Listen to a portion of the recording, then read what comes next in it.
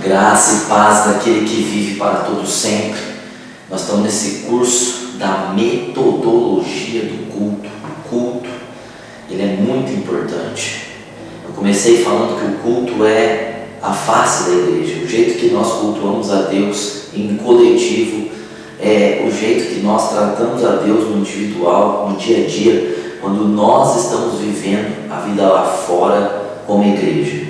Se nós nos reunimos como igreja para cultuar a Deus e nós fazemos um mau culto, um culto sem pé, sem cabeça, sem princípio, sem sacrifício vivo, sem entendimento, raciocínio, com certeza nós não fazemos diferente quando estamos sozinhos, como somos a igreja individual e estamos vivendo no mundo. Nós estamos fazendo a mesma coisa, sendo a face errada da igreja lá no mundo. Para nós sermos a face certa, nós precisamos entender algumas coisas, e por isso esse curso nós estamos falando da nossa metodologia de culto, como nós cultuamos a Deus, e nós falamos da palavra, um momento tão importante, tão sério, um momento que cura, que liberta, que salva, um momento que as pessoas se entregam a Cristo, que entendem quando há o estudo, quando há o ensino, quando é pregado o Evangelho. E nós temos uma outra característica na nossa igreja. Nós fazemos a oração depois da palavra. Há muitas igrejas que não fazem a oração depois da palavra. Eles terminam o culto assim quando a palavra termina. Mas nós não. Nós entendemos que o culto deve seguir e deve haver a oração, porque a oração é a palavra em ação, certo? Então a oração depois da palavra é como se nós estivéssemos colocando a palavra em ação, a palavra que nós ouvimos, para não sermos apenas ouvintes, mas nós sermos praticantes da palavra. E a oração, ela não deve ser feita fora da palavra, ela deve ser feita na palavra. Então a oração é o cumprimento da palavra. Nós chamamos as pessoas para frente, e muitas vezes, ou quase todas as vezes, nós impomos as mãos também, porque eu creio que impor a mão é algo muito forte, é um princípio que Jesus fez, que os apóstolos faziam, Jesus disse mesmo no ministério de cura, que era para impor a mão sobre os enfermos e estes seriam curados. Então a oração com imposição de mãos é a oração para libertar, é a oração para curar, é a oração para renovar, porque é o contato da igreja com a igreja. Quando o obreiro ora para alguém, é o contato de alguém que é igreja com alguém que é igreja. Então é a comunhão ali no Espírito, e então a oração é um momento em que pode acontecer de ser a profecia de Deus para a vida das pessoas, e também pode ser que seja o momento da cura, seja o momento da libertação, ou seja o momento de alguém ali se reconciliar com Deus, aceitar Jesus. Então o nosso método de culto, ele requer que ao término da palavra nós oremos. Aí você vai dizer, mas pastor, igreja tal não tem esse hábito. Sim, tem igrejas que não possuem esse hábito. Eu não estou falando delas, eu estou falando da nossa igreja. A nossa igreja tem o hábito, o costume de chamar as pessoas à frente para orar. Bom, então eu estou aqui com a apostila, e a oração, portanto, eu escrevi aqui, não é um momento secundário, não. Acreditamos que a oração no altar é o momento do milagre, da libertação, da cura, da profecia, da prosperidade e essencialmente do batismo no Espírito Santo, certo? Então há pessoas que são assim contrárias a isso, Há pessoas que você chama elas para ir à frente e elas se mantêm ali sentadas por algum motivo, e eu entendo isso, a não ser que seja algo de saúde, alguma coisa que a pessoa esteja, por exemplo, com uma saúde debilitada, ela não pode andar, ela não pode se locomover, ela não pode ir lá na frente. Desde que seja isso, tudo bem. Então ela deve chamar o obreiro orar para ela onde ela está. Mas a partir do momento que o obreiro ou o pastor, ele chama as pessoas para vir à frente, se as pessoas são submissas ao mover do culto, consequentemente elas vão ir à frente, certo? Há pessoas que não vêm à frente. Eu vejo isso, exceto casos, de doença, eu vejo isso como um ato de rebeldia. Eu vejo isso como um ato de insubmissão. Eu vou além, eu vejo isso como uma pessoa que ela pode até estar com um sentimento de superioridade, pensando assim, eu não preciso ir lá na frente para ser abençoada, eu posso ser abençoado aqui. E de fato é verdade, mas nós precisamos entender que há uma condução espiritual do culto, e quando nós viemos para cultuar a Deus, não a nós mesmos, nós vamos obedecer o movimento do culto, o mover do culto, porque nada que aconteça no culto vai nos levar para longe de Deus. Eu chamar você para vir à frente do altar não vai te distanciar de Deus. Agora, se você está numa igreja que não chama para ir na frente e você vai, eu creio que isso seja uma coisa errada. Mas se você está na igreja, vamos orar agora. Eu preguei de fé, vamos orar a fé agora, e a pessoa não vai, eu considero isso um ato, no mínimo, de insubmissão e rebeldia. Mas algumas pessoas elas têm resistência, porque eu já ouvi isso. As pessoas dizem assim, ficar em pé cansa as pernas, As pessoas já falaram isso. Mas há uma canseira nas pernas. Outras dizem, eu estou cansado, eu trabalho o dia inteiro. E outras pessoas chegam a dizer assim, mas muito tempo orando, por exemplo, eu fico sem palavras. Então é um problema muito sério isso, E eu acredito que a oração que nós fazemos sentados, deitados, ela é respondida com certeza. Que não há de nenhuma forma uma posição do nosso corpo para a oração ser respondida. De joelho, você tem que estar de joelho. Não, eu não acredito nisso. Eu acredito que a oração é respondida com fé. Mas quando nós estamos no culto coletivo, nós devemos obedecer a direção do culto. É uma obediência. Se você não sabe obedecer, não adianta você usar versículos ou você querer usar coisas para não obedecer uma coisa que não está fazendo mal, e ao contrário, é uma condução do culto. Então,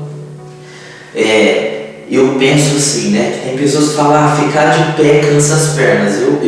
Se não é doença, caso exceto de doença, tem pessoas que não podem mesmo se levantar, e tem pessoas também muito velhas que elas também não podem se levantar. Então há sim um critério, para essas pessoas poderem estar ali sentadas. Mas tem gente jovem, tem gente de meia idade, tem gente saudável que fica de pé, a pessoa fica sentada, ergue a mão, a pessoa não ergue.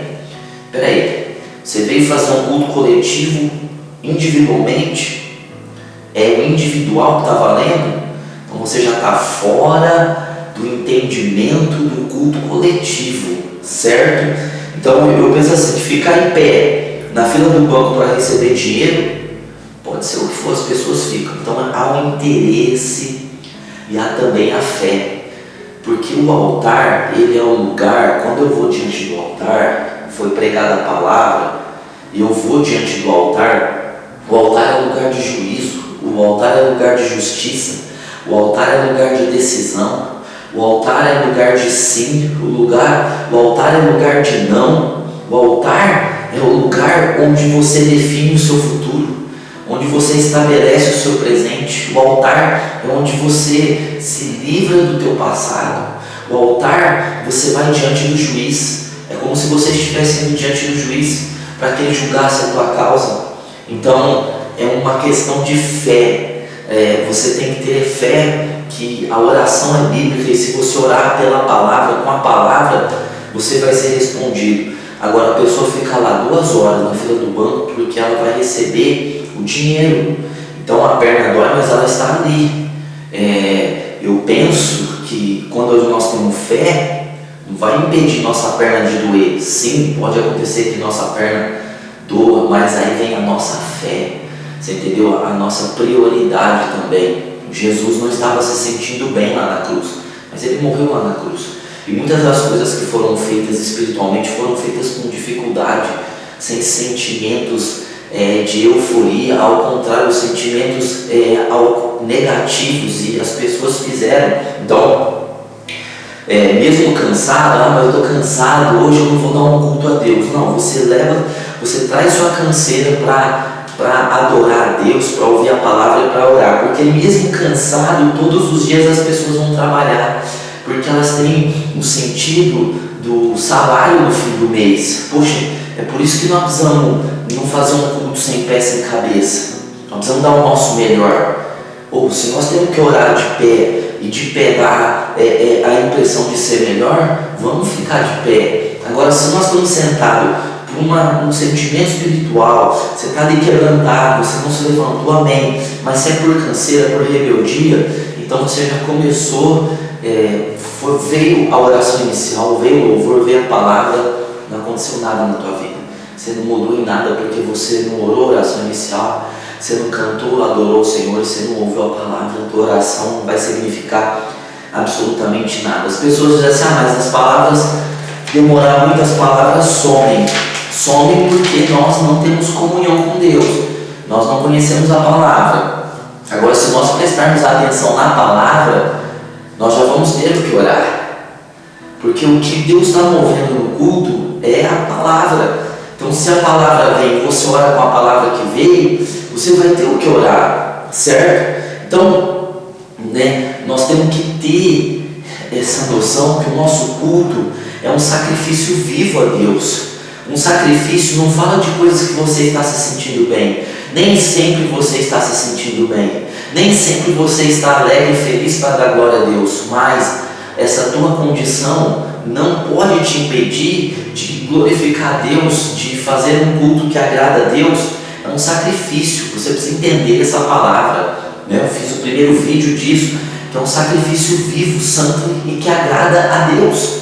Ou seja, o culto racional, ele é feito com canseira, ele é feito com sentimento, às vezes, do dia que você teve, mas você está ali, porque o culto é a Deus, você não está fazendo culto para si mesmo, você está cultuando a Deus. Então, é na oração do altar que você pode ser tocado, que você pode ser curado, transformado, ou seja, você pode ser visitado por Deus poderosamente. Aquele momento que você é chamado para ir lá na frente, o pastor começa a orar, o grupo da música, o grupo do louvor começa a cantar o hino. Esse é o momento de todo o processo do culto, vai culminar ali, o louvor do início, a oração do início, a palavra. Agora você vai viver aquilo, algo novo vai acontecer ali com você. Então, com isso na sua mente, você vai para a frente do altar com a seguinte disposição: nós vamos para a frente do altar, sempre quando tiver a oração, nem for chamado para o altar. Às vezes tem oração para você ficar na cadeira, às vezes tem oração para você ficar de pé na cadeira. Você tem que obedecer a direção do culto. Se você vier com o teu coração já insubmisso, e aí o ministrante do louvor fala, erga a mão agora, irmão, você está lá com a mão abaixada, você já está fora, você não tem submissão a uma organização para fazer melhor para Deus. Se você não tem a disposição de obedecer numa organização, para uma organização melhor para o culto, você não tem condição de obedecer em mais nada. Então, vá com disposição, com essa disposição, crendo no que foi ensinado pelo pregador. Você julgou, você analisou, você viu que o que o pregador pregou é a verdade, você foi convidado para ir à frente, ele fez um apelo, vem aqui para ser renovado, vem aqui então para você pela fé abrir essa porta na tua vida, vem aqui então você que quer ser curado, vem aqui então você que quer um renovo, vem aqui para vários sentidos, você tem que ir com a fé, 2. Seguir o mover daquele culto. O fato é que, por exemplo, as pessoas que vão às vezes à frente para orar, elas ouviram a palavra, mas quando elas vão à frente para orar, elas seguem a cabeça delas. Elas não seguem o mover do culto, certo? Então, por exemplo, a pessoa está ali na frente e ela vai lá para orar por alguma parte da vida dela, mas a pregação foi dada para a pessoa no sentido de ter discernimento espiritual. Por exemplo, o pastor pregou de discernimento, para você não ser enganado, para você saber as coisas. Então a oração é para isso. Aí você vai lá e começa a interceder. Você começa a interceder por alguém, você não seguiu o mover do culto. Veja, o mover do culto vai te dar a direção para você fazer o que você tiver que fazer depois. Então, segue o mover do culto, segue a palavra que foi pregada. 3. Acredite no propósito específico de ser abençoado por Deus. Você não está indo lá à frente do altar apenas por um ritual, por uma metodologia, por um formalismo. Não, você está indo ali porque você vai ser abençoado. Porque a um ponto, o estar ali na frente do altar, ter ouvido a palavra antecipadamente, agora você vai receber a oração, aquele momento é um ponto de contato que você vai ter com Deus para você receber aquilo que Ele tem para você, certo? 4. Entregando-se totalmente a Deus naquele momento. As pessoas vão para frente, mas também elas não se entregam. Gente, nós não temos que fazer as coisas pela metade no reino de Deus. Você vai à frente é uma parte, mas chega ali, você precisa, você necessita da entrega, você tem que se entregar. Foi à frente do altar, você ouviu a palavra, talvez foi difícil para você estar na igreja. Agora é momento de você se entregar.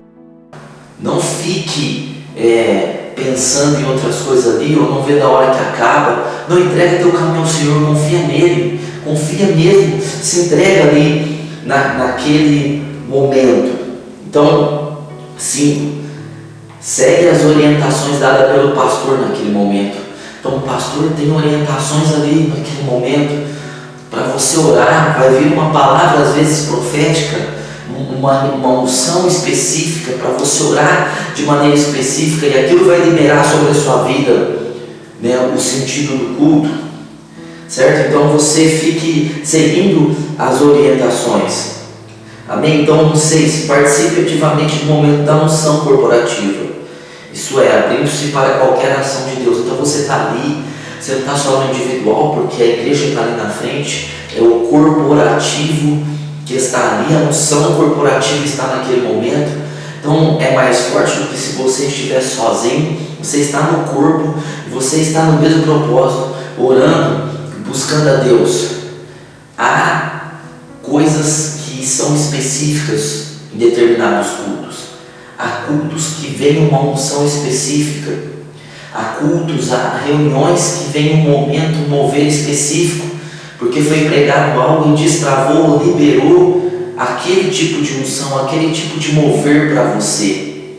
E se você não pegou naquele culto, se você não pegou naquela oração, se você não recebeu porque você não entendeu, você não participou do louvor, você não ouviu a palavra, agora você veio para a oração da frente sem pé, sem cabeça, você não sabe o que foi pregado, há um mover do Espírito.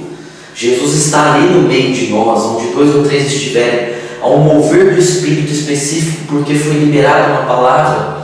E se você não pegar naquele culto, você vai ter falta daquilo lá na frente, você vai ter falta daquele mover, daquilo que você ia receber, daquela força, daquela fé, daquela direção que você ia receber naquele culto, e vai fazer falta lá na frente. E há coisas que é pregada e depois demora-se muito tempo para ser pregado de novo. Então, para ser liberado de novo é através da pregação novamente, porque aí a fé vem pelo ouvir e você ouve. Então, há coisas que vão acontecer na nossa vida que Deus já está nos preparando antecipadamente no culto, ouvindo a palavra e recebendo o mover da oração, para a gente passar por aquilo e vencer. Há pessoas que não vencem, que estão sendo reprovadas porque elas estão sendo reprovadas no culto. Elas estão sendo reprovadas porque no momento delas entender a palavra e orar para receber a unção daquela palavra, elas estão em outro mundo, fazendo outras coisas. Elas estão sem sacrifício vivo e agradável a Deus. É a face, é o jeito que a gente serve a Deus em cultuar, é o jeito que a gente cultua a Deus. É o jeito que nós vamos viver lá fora. Então que você possa entender o culto, sabe? Entende essa metodologia. Tem que haver uma metodologia. Nós não podemos chegar aqui e ser sem pé sem cabeça. Paulo repreendeu a igreja de Coríntios porque eles tinham muitos dons e eles usavam tudo de uma vez, e eles faziam tudo junto e era muito bagunçado. Então Paulo organizou umas coisas ali. E nós estamos fazendo o método do culto para organizar, para melhorar. Então que você possa se entregar no culto mesmo, para a glória de Deus.